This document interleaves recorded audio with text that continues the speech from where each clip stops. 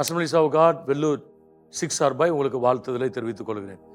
இந்த undivided attention part 2ல இன்னும் 2 வார்த்தைகள் உங்களுக்கு நான் சொல்ல விரும்புகிறேன். அதில் ஒன்று வந்து கண்ட்ரோல் யுவர் டங், நாவை கட்டுப்படுத்த வேண்டும். என்ன அதாவது ரிமைனிங் சைலண்ட் அப்படிங்கிறது ஒரு Christian virtue. You need to practice at home. வீட்டில் முதல்ல ஹஸ்பண்ட் அண்ட் ஒய்ஃப் கூட பண்ணணும். ஒருத்தர் பேசும்போது டக்குன்னு கவுண்டர் ஆக்ட் கொடுக்கணும், திரும்ப திரும்ப பேசணும், அது தப்புன்னு ப்ரூவ் பண்ணணும், இல்லாட்டி எனக்கு மறந்துடும். இந்த ஆட்டிடியூடில் நிறைய பேர் இருக்கிறதுனால தான் ரிலேஷன்ஷிப்பில் ப்ராப்ளம் வருது. ஸோ ஹஸ்பண்டோ ஒய்ஃபோ நீங்கள் பேசும்போது யூ ரிமைன் சைலண்ட்.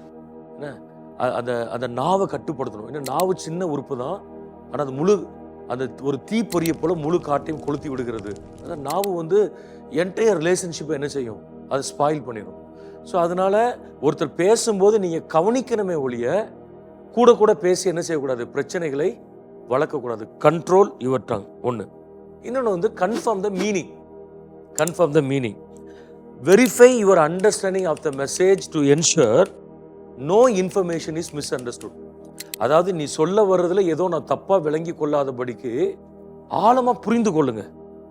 என்ன அர்த்தத்தில் சொல்ல வராங்கன்னு பாருங்க. நம்ம நிறைய நேரத்தில் வார்த்தைகளை தான் கவனிப்போம். நல்லா கவனிங்க, ஒரு அர்த்தம் வார்த்தைகளில் இல்லை, சூழ்நிலையில் இருக்குது. கோமா பேசும்போது ஹீட்டடாக ஆர்குமெண்ட்ஸ் வரும், ஸ்ட்ராங் வார்த்தைகள் வரும். பட் அந்த வார்த்தைகளை பிடித்து கொண்டு நம்ம என்ன செய்யக்கூடாது, சண்டை போடக்கூடாது. அதற்கு பின்னாடி இருக்கிற அர்த்தத்தை பார்க்கணும். அந்த அர்த்தத்தை பார்க்கும் பொழுது தான் நமக்கு உண்மையான சூழ்நிலைகள் என்ன செய்ய வரும், விளங்க வரும். So control your tongue and confirm the meaning, இது 2 குறிப்பு. இதை நீங்கள் வாழ்க்கையில் ப்ராக்டிஸ் பண்ணுங்க. ஆண்டவர் நிச்சயமாய் கவனிக்கிற கிருபைகளை தருவார். குடும்ப உறவுகளை கர்த்தர் என்ன செய்வார், மேம்படுத்துவார். God bless you.